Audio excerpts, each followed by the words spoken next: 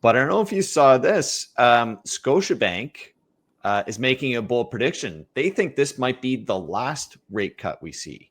So Derek Holt, who is the chief economist at Scotiabank, argues that consumer spending in Canada is much more resilient than the spending stats are suggesting.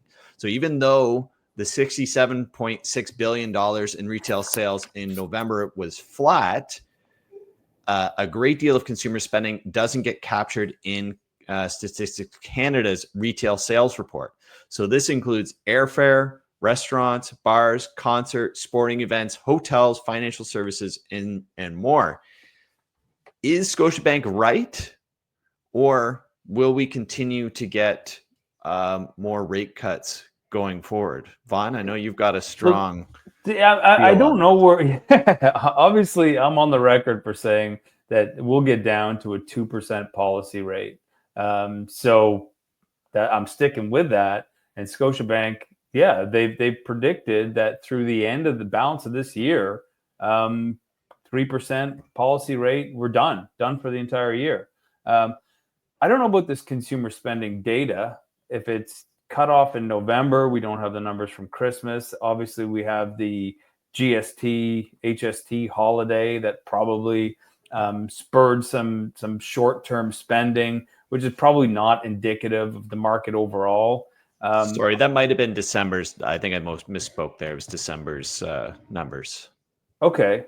I mean, December is typically for consumer spending is like the highest month of the year. November, December, you would assume that, especially with the GST holiday, which is sort of monkey wrench into any way and how to interpret all of the specific data.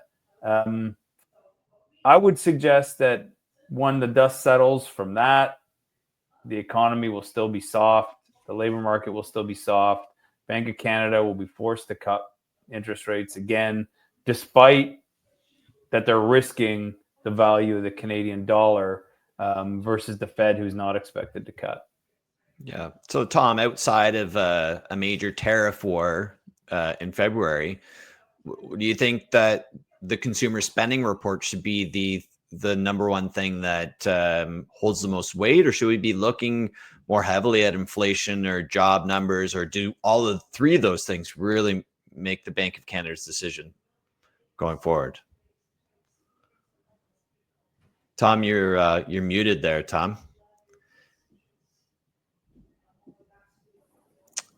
So I think that it's probably a little bit of all three. I think we'll probably have, it's very possible that the Bank of Canada will realize that spending is stronger, but I think that they're also prepared to look straight through that stat, and they'll probably rely more heavily on job numbers, on consumer spending, but also like how do Canadians feel the economy is going? I mean, the trade war is a huge wild card, so I think there's validity to it. I think there's a possibility that the Bank of Canada doesn't decrease rates anymore based on consumer spending being strong, but I don't think that's the stat that the Bank of Canada will hang its hat on. I think we'll see spending tighten up as well. Because there's so much chatter about inflation being under control, we're still not really highlighting that prices haven't come down. So sure, the prices aren't out of control growing. The price growth has stopped, but prices are still up. We don't have cheap manufactured goods out of China at the rate that we used to. It's has a big impact on prices in the marketplace. We don't have the inexpensive oil and gas from other parts of the world. So whether we're going to face it right now or not, we're going into trouble until we can open up, sort of the global economy. But if China doesn't want to participate, it's going to be years to build that infrastructure somewhere else in the world so that we get the cost of goods back down. Tom, what are your thoughts? No, you're still muted, Tom. Well, we'll catch. I was just reading something from the press release here from the Bank of Canada. So they're saying that setting aside threatened U.S. tariffs, the upside and downside risks around the outlook are reasonably balanced. So they're feeling pretty good about where they're at.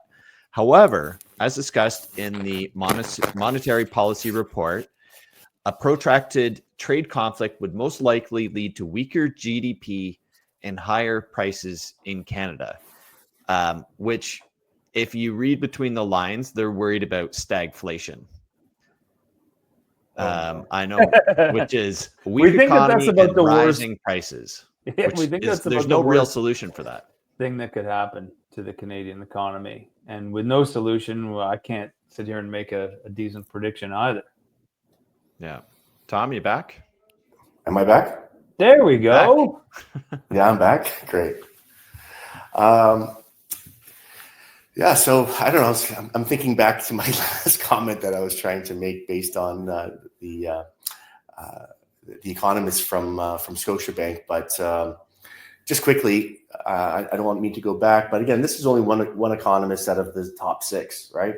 That's predicting that we're not going any lower than what we're going at now. That's right. And I'm looking at like TD CIBC. They're suggesting another 0.75%. I think RBC was another 0.5%. National Bank was maybe another 0.5 or 0.75%. So I don't know how much. Again, I'm going to go with the numbers, right? So I'm not an expert in their field, and that if we're suggesting that 5 out of the 6 are saying that we're going to be coming down a little bit more, then I'm going to go with that. Now, tying into now, the economy and how does that impact it? Again, if we lower interest rates further and the Federal Reserve doesn't, again, that's going to have a huge impact on our dollar. I just went into the bank the other day, and the bank rate was $1.48. So you can just imagine how expensive it is. And then, we purchase a lot of goods from the U.S. So, we really need to focus on how does that going to look for our inflation and back to what you guys are talking about, stagflation, right? So it's a tricky situation that we're in, and it's almost like we're sort of sitting on the edge of our seat, always waiting to hear what's going to happen down south. And, so Tom, if you were going to give somebody advice right now, whether to spend, invest, or save, like generally, what's your thoughts? And I'll go first here. I would say save your money right now, because the worst we may not have experienced the worst case scenario yet. So I would be conservative with spending. Yeah, it's kind of like that same question: who'd you marry, who'd you kill, and who'd you, who'd you kiss? Right? Yeah, who'd you kiss? So I guess it all depends on who you're giving the advice to, right? Sure. If you've got someone that maybe has a large family and they're sort of living paycheck to paycheck, then yeah, that could be a different conversation, right? So, but hey, look, we need people to go out and spend money. We need people to go out and buy those luxury items, luxury cars, right? It's important, right? So I don't want to be the one to tell everybody, hey, look, don't do all that, save your money. But at the same time, it depends on who you're talking to, right? Yeah, if you've got the beans to do it, and there's some opportunities. While people are fearful, there's always investment opportunities. Nvidia the other day sank like biggest one day stock drop. The next day it's right back up to where it was, and I think it will continue to go on. So like those little opportunities may be there. If you're looking for a 1-bedroom condo in Toronto, opportunity knocks. There's lots, and they're on sale. So we're saying act when others are fearful. Invest or save, but maybe don't spend. But Tom's saying spend. I'm saying don't spend. I'm saying put pressure on the Canadian government, or the Bank of Canada rather, to cut again. If we don't spend on luxury items, they'll be forced to decrease the key interest rate, and we'll be back up and cooking in the real estate and mortgage world. Yeah, it's crazy. I was at the corner of Queensway and East Mall, and there's a Mercedes dealership on one corner. There's an Audi dealership on another. There's a Volkswagen on this another corner, and there's just so many cars sitting on the lots, right?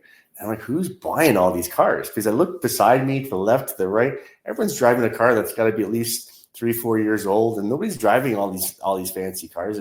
And they're all displayed in their fancy windows now that they have. And but I mean, I don't know, but I'm sure, Tom, that you've seen this mortgage application too, where you're doing the application. It's a couple of younger people. One of them has got a Mercedes lease that he's paying, essentially what would be a mortgage payment. And because of that payment on the Mercedes, they don't qualify to buy a house. So we see a lot of stuff, and there may be a lot of envy out there, but a lot of people are way over leveraged buying these fancy automobiles.